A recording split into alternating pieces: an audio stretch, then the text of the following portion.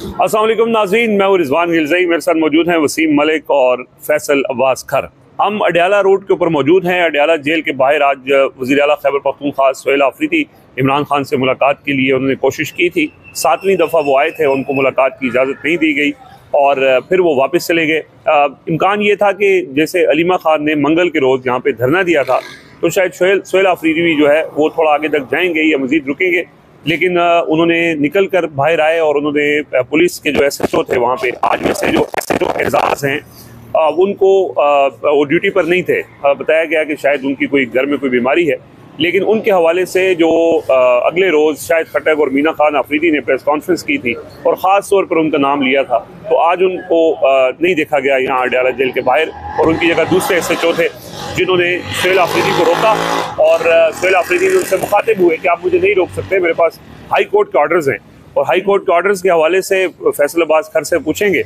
लेकिन फिर वो वहाँ खड़े रहे, उन्होंने मीडिया से गुफ्तगू की और सख्त गुफ्तगू की। क्या उनकी गुफ्तगू थी और क्या हवाल था, इसके ऊपर आज तफसील से बात करेंगे और आज कि उनकी हिकमत अमली क्या होगी, क्योंकि वो स्लोली एंड ग्रेजुअली प्रेशर को आगे बढ़ा रहे हैं। लेकिन कोई जिस तरह अलीमा खान की तरफ से धरना दिया गया था, उन्होंने धरना नहीं दिया, क्यों नहीं दिया, इसकी क्या वजूहात है, वो भी इस वीडियो के अंदर डिस्कस करेंगे।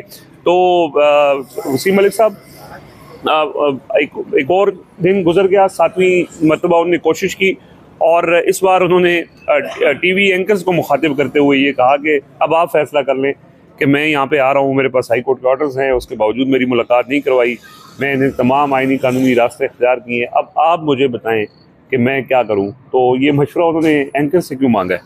TV एंकर्स कहेंगे कि इमरान अहमद खान नियाज़ी इस वक्त कन्विक्टेड शख्स है, मुजरिम है अदालत की नज़र में, लिहाजा एक मुंतखब वज़ीर आला का गवर्नेंस के मामलात पर उससे मिलने का क्या अख्तियार है। टेलीविज़न एंकर्स माँ सिवाय चंद के, मैं तमाम का नाम नहीं ले रहा, वो justice Saqib Nisar supreme court का एक ऐसा फ़ैसला कोर्ट करते हैं जिसका सिरे से ही इतलाक़ इस मौजूदा केस पर नहीं होता।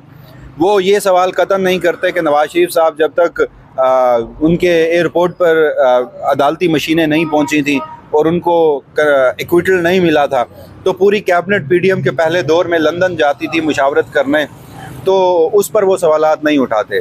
सुहेल आफरीदी साहब ने चलें ये तो ठीक कहा, क्योंकि शायद कुछ लोग अब ये सवाल करते कि जी सुहेल आफरीदी साहब अब मुलाकात नहीं कर पा रहे, तो उनके पास क्या ऑप्शन है। क्योंकि मैं भी ये समझता हूँ कि देखिए हर गुजरते दिन के साथ वक्त उनके पास बड़ा कम रह रहा है ना, अवाम की तवक्कुआत के हवाले से। TV एंकर्स का यहाँ पर कोई मामला मैटर करता नहीं है। मेन स्ट्रीम मीडिया का जो हमारा अनफॉर्चुनेट है, मैं खुद उसका हिस्सा हूँ, लेकिन जो बात एडमिट करनी चाहिए वो हकीकत है कि अब लोगों का एतबार उससे जैसे उठ गया है और लोग डिजिटल मीडिया और चंद सहाफ़ी लोग जिन्हें सुनते हैं, तो मीडिया एंकर्स का कोई किरदार नहीं। अवाम और सुहेल आफरीदी और इमरान खान मैटर करते हैं। हर गुजरते दिन के साथ वक्त कम हो रहा है। लेकिन जहाँ तक बात है सुहेल आफरीदी साहब की मुलाकात की, देखिए वो किसी सूरत होने नहीं दी जाएगी। आप भी जानते हैं, मैं भी जानता हूँ कि इस वक्त इमरान खान से किस शख्स ने मिलना है, उसका फैसला इस पूरे मुल्क में सिर्फ एक शख्स करता है। और फिर सुहेल आफरीदी का ये जो ऑप्टिक्स के लिए भी कुछ चीज़ें होती है ना, सुहेल आफरीदी ने अब तक किसी भी मिलिट्री अफसर से कोई खुफिया मुलाकात नहीं की, बंद कमरों के फैसलों के वो खिलाफ है।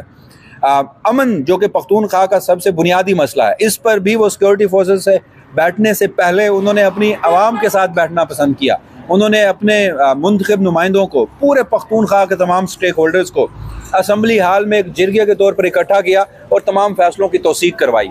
तो यहाँ पर कुछ मामला तो होते हैं कि आपके वेस्टेड इंटरेस्ट होते हैं, आपके कुछ सियासी अज़ाइम होते हैं, आप उस वजह से मुलाकातें नहीं करने देते। इमरान खान की बहनों की मुलाकातें उन्हीं सियासी अज़ाइम की वजह से नहीं हो रहे, और वो अलीमा खान साहिबा खुद भी एक वजह बता चुकी है। मुझे नहीं पता उस वक्त उसमें किस हद तक सदाकत है, लेकिन एक वजह वो बताती हैं कि हमारी नवंबर में इमरान खान से मुलाकात क्यों नहीं होने दी जा रही। तो सुहेल आफरीदी साहब के साथ जो मामला है ना, वो पर्सनल है, वो अब अना का है, वो अब ज़ातियात का है। ये हमारे मुल्क में मामलात जो हैं, अवाम बहुत पीछे है, आइन बहुत पीछे है, रियासत बहुत पीछे है, अनाएँ बहुत ऊपर है। लेकिन इस सारे मामले में मैं अभी भी इस बात पे कन्विक्शन के साथ ये कह सकता हूँ कि सुहेल आफरीदी से वो इमरान खान की मुलाकात किसी सूरत नहीं करवाने देंगे। आज 7वीं बार वो आए हैं, 70 बार भी वो आएंगे, मुलाकात नहीं करवाने देंगे। वजह उसकी वजह उसकी हमें नज़र आ रही है। मैं ये नहीं कह रहा कि ये अमल दुरुस्त है, उस पर हम जितनी तनकीद करते हैं हम रोज़ करते हैं, लेकिन वो करवाएंगे नहीं। हाँ, एक चीज़ जो कि सुहेल आफरीदी साहब ने उन्हें हेड ऑन लिया हुआ है, वो पख्तूनख्वा का मिलिट्री ऑपरेशन है, वो पख्तूनख्वा के मामलात हैं, वो जिस तरह से उसे शफाफियत से अवामी उमंगों के मुताबिक चलाना चाहते हैं, उस पर बहुत से लोगों को मसाइल भी हैं। Action in aid to civil park का कानून हो, आप खुद पख्तूनख्वा में रह के आए हैं, जिरगा हमने कवर किया, जलसे लोगों के जो ट्राइबल एरियाज़ हैं वहाँ के लोगों से हम मिले, जो सदरन पख्तूनख्वा है वहाँ के लोगों से हम मिले, जो वहाँ के लोगों के सेंटिमेंट हैं सुहेल अफरीदी तो बड़े ही फिल्टर करके सेंसर करके उसे आगे बुलाते हैं। तो बहरहाल आज एक और मश्क थी, वो आए, हुज्जत तमाम की, उन्होंने मुलाकात नहीं होने दी गई।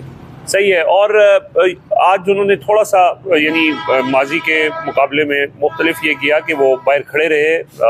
आगे मजीद उन्होंने जो दागल नाका है वहाँ पर उनको रोक दिया गया था, उससे आगे उन्होंने जाने की कोशिश नहीं की। उनके हमरा खैबर पख्तूनख्वा की काबीना के अरकान थे, शाहिद खट्टक, मीना खान अफरीदी, शफी जान और इसके अलावा MPs थे, और टोटल PTI के जो कारकुनान और ये सब मिला के तकरीबन 100 के करीब लोग थे। लेकिन जो पुलिस की नफरी थी वो बहुत ज़्यादा थी, और उसकी वजह ये थी कि पुलिस को भी ये लगता था कि शायद अलीमा खान की तरह सुहेल खान अफरीदी भी जो है वो यहाँ पे आज धरना दे देंगे या लंबा बैठ जाएंगे, तो उसके लिए उन्होंने तैयारी कर रखी थी।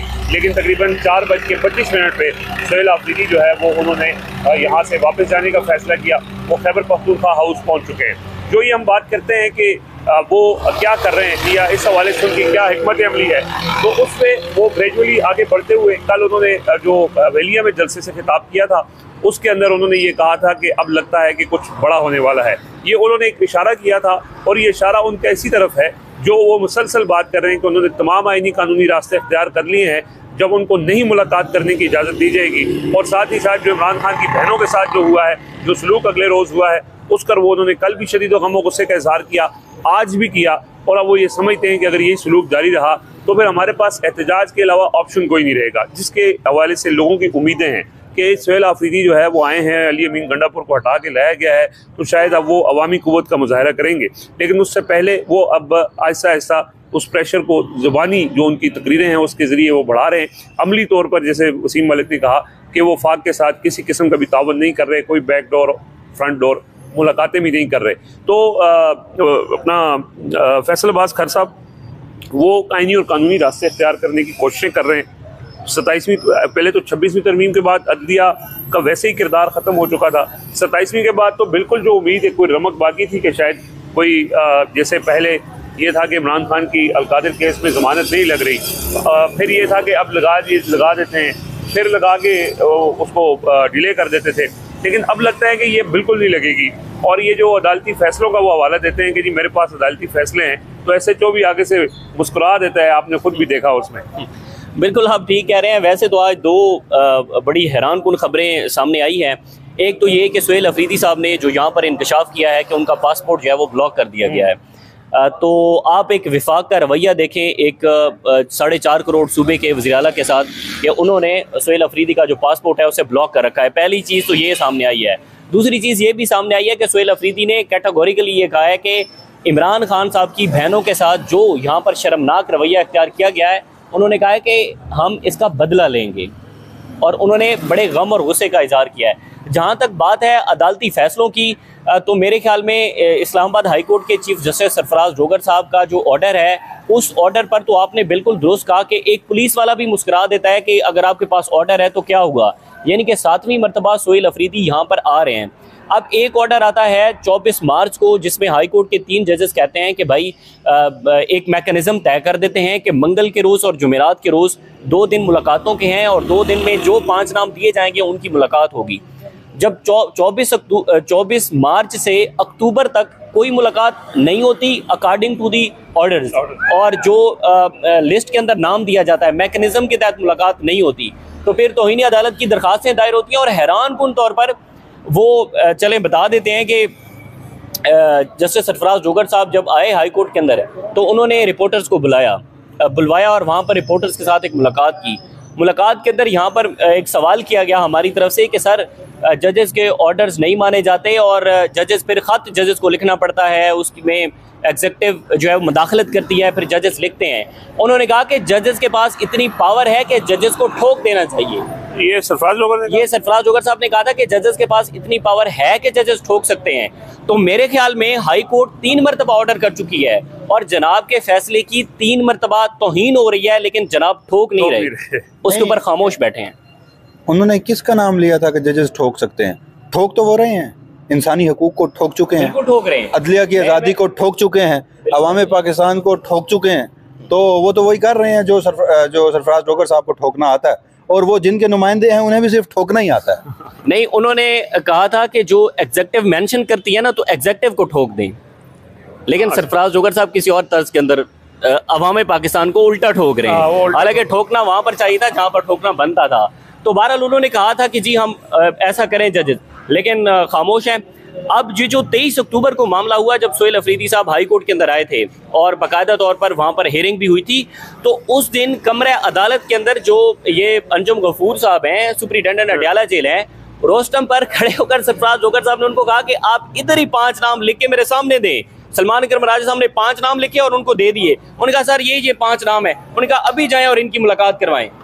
यहाँ पर आए, एक बंदे की मुलाकात नहीं हुई। अच्छा, वो कहते हैं ऑर्डर्स, SHO कहता है कि जी मेरे तक ऑर्डर्स नहीं पहुंचे। अब SHO अडयाला जेल के पास अंदर चौकी पे या उसकी रिसेप्शन पे जाने देगा तो फिर सुपरिटेंडेंट को पता चलेगा ना कि कोई मुलाकात करना है। वो अडयाला जेल की तरह दागल नाके पे रोक देते हैं और यहाँ से उनको आगे जाने नहीं देते। तो कल को हो सकता है कि सुपरिटेंडेंट जेल ये भी कह दे कि यार मेरे पास तो यह ही नहीं है, ये तो रास्ते में पुलिस वाले उनको रोक देते हैं। बिल्कुल ऐसे है। तो बहरहाल ये इंतहाई शर्मनाक है और गम गुस्सा इससे बढ़ेगा, लड़ाई बढ़ेगी। जाहिर है एक सूबे का चीफ एग्जीक्यूटिव कितनी हद तक अगर बर्दाश्त किया जाएगा, जो गुज़िश्ता रात यहाँ पर अलीमा खान साहिबा या नौरीन खान साहिबा के साथ हुआ, तो मेरा ख्याल है PTI को भी अपना एक कदम आगे बढ़ना चाहिए। आगे इस सूरत के अंदर बढ़ना चाहिए कि जब आपने देख लिया, क्योंकि रिजवान साहब जो इमरान खान साहब की बहनों के साथ जो रवैया इख्तियार किया गया है ना, इससे बढ़ के और कोई कदम नहीं हो सकता।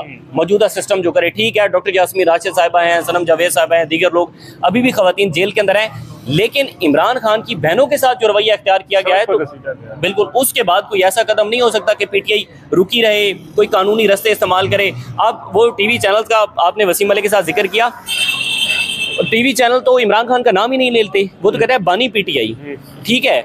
और वो TV चैनल्स क्या फिर सोहेल अफरीदी अगर उनसे मशवरा भी मांग रहे हैं तो वो TV चैनल्स तो जो दी इकोनॉमिस्ट पर 6 प्रोग्राम कर देते हैं, वो सोहेल अफरीदी की एक बात को कोई एंटरटेन ही नहीं करेंगे। ऐसा ही है, और ये बिल्कुल दुरुस्त बात है। और दूसरों ने जो मुखातिब किया है वो बेसिकली जो TV चैनल्स पर बैठे कुछ एंकर्स हैं, वही उनको मशवरा देते रहते हैं कि सोहेल अफरीदी बहुत सख्त गुफ्तगू करते हैं, उनकी गुफ्तगू के ऊपर एतराज़ करते हैं। हालांकि वो गुफ्तगू चलाते नहीं है, जो गुफ्तगू वो करते हैं कि सोहेल अफरीदी की जो तकरीरें हैं जलसों के अंदर, वो TV चैनल्स नहीं चलाते। और फिर साथ ये भी कह देते हैं कि जनाब आप कानूनी चाराजोई करें, और कानून का ये हाल है। कानून का ये हाल है जो बड़ा तफसील से वसीम मलिक और फैसल अब्बास खर ने बताया है। तो बहरहाल एक और जुमेरात गुजर गई है, अब मंगल के रोज़ दोबारा उनकी बहनें आएंगी यहाँ पे, और उनके साथ जिस तरह का गुज़श्ता दिनों सलूक किया गया था, उसके बाद PTI जो है वो अब ये सोच रही है, क्योंकि अलीमा खान साहिबा ख़ुद लोगों को मना करती हैं कि जब हमारी मुलाकात वाला दिन हो तो ज़्यादा लोग ना आएँ। लेकिन उस दिन भी जब शाहिद खट्टक और मीना खान अफरीदी वगैरह आए हुए थे, तो उन्होंने उनके मुताबिक वो भी बिन बुलाए आए थे। तो अब PTI जो है वो ये सोच रही है कि अगली दफ़ा जब अलीमा खान या इमरान खान की बाकी बहनें मुलाकात के लिए आएंगे तो उनके साथ मज़ीद कारकुनान भी जो है वो यहाँ पे आएंगे, तो उनको पुलिस रोकेगी और फिर एक ये सिलसिला जो है वो चलता जाएगा। अब इसके बाद जैसे फैसल अब्बास खर ने कहा है कि यही जो सिलसिला है, 7वीं दफ़ा आपने कोशिश की, बहनों ने कई मरतबा कोशिश की, नहीं मुलाकात हुई। इमरान खान आइसोलेशन में है। आज तारीख क्या है वैसे? 20 नवंबर। मेरे ख्याल में 30 नवंबर के बाद बहनों की मुलाकात हो जाएगी। नवंबर में यानी नहीं होगी, तो अभी तक मुकम्मल आइसोलेटेड है इमरान खान, और उनके बारे में किसी किस्म की खबर बाहर सामने नहीं आ रही है।